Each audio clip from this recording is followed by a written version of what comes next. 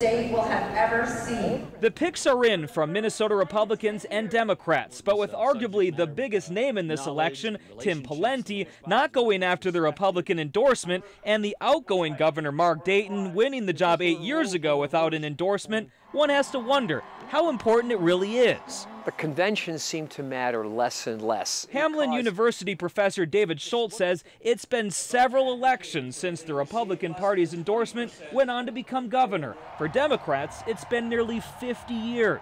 One party could do a clean sweep in this election. Schultz says both parties have a lot riding on this election. Either one could take control of all three branches of government. It's not only it's the governor, it is the Attorney General, it is the Secretary of State, it's a state auditor.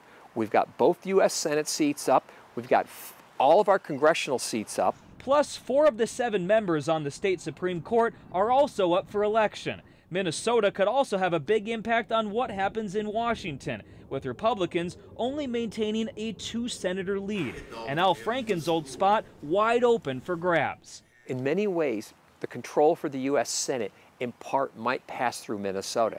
Schultz is expecting to see a lot of political ads this election and very aggressive campaigning on both sides, because he says there's so much more to gain or lose this time around than just taking over the governor's seat. This will probably be one of the most expensive years, if not the most expensive year in Minnesota politics history. In St. Paul, Gordon Severson, KARE 11 News.